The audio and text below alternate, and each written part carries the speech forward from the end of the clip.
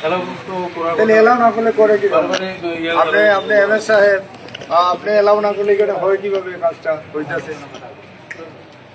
ভিতরে গেলাম আপনার ডাস্টবিনগুলো ভর্তি, হ্যাঁ ডাস্টবিনে ভর্তি, একদম ভর্তি আবর্জনায়, পরিষ্কার হইতেছে না। এখানে হইতেছে এত ইলিগেল অ্যাক্টিভিটিস হইতেছে, আপনি কি করেন? আপনার দায়িত্ব, আপনি আপনি আপনি কি কি না না টোটাল বিষয়টাই তো ইলিগেল অ্যাক্টিভিটি।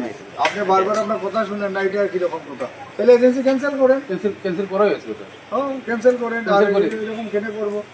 আর এই নোংরা জল দিয়ে ধোয়াইতেছে রুগীটার কাপড় টাপড়, এটা হইল না বলছেন?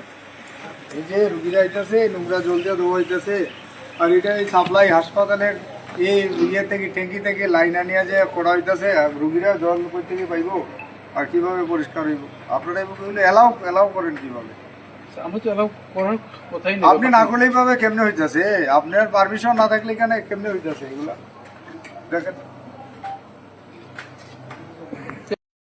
হঠাৎই আসলাম হাসপাতালের রোগীরা কি অবস্থায় আছে, হাসপাতালের পরিষ্কার পরিচ্ছন্নতাগুলো লক্ষ্য করলাম, দেখলাম ডাস্টবিন ভর্তি, নোংরায় ভর্তি রয়েছে ডাস্টবিন।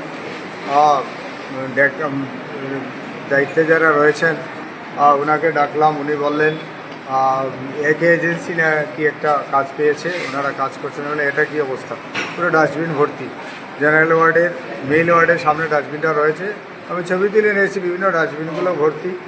পেছনে গেলাম, পেছনে গিয়ে দেখলাম এখানেই কাপড় ধোয়ার কাজ চলছে।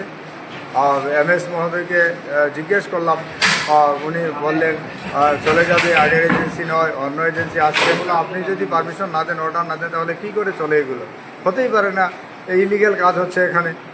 যে যারাই বরাত পাবে, কাজ পাবে, তারা তো ওনাদের জায়গায় নিয়ে এগুলো পরিষ্কার করে ধুয়ে মুছে ইস্ত্রি করে তারপর নিয়ে আসবে, কিন্তু হাসপাতালের জল ব্যবহার করে, এবং আমি দেখলাম নোংরা জল এখানে ব্যবহার করে এগুলো দেওয়া হচ্ছে।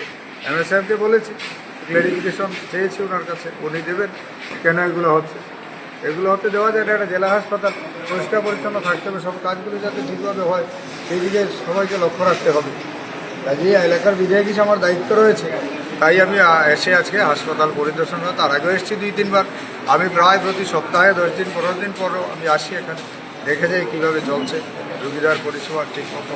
কিন্তু এই বিষয়গুলো, পরিষ্কার পরিচ্ছন্নতার বিষয়গুলো দেখে মোটেই আমার ভালো লাগেনি, এবং আমি এই ব্যাপারে অত্যন্ত দুঃখিত। এমএস সাহেবের সঙ্গে কথা বলেছি উনি আমাকে এগুলো বিষয়গুলো যাতে সদুত্তর দেন, তার জন্য আমি ওনার কাছে আমি আবেদন জানাচ্ছি।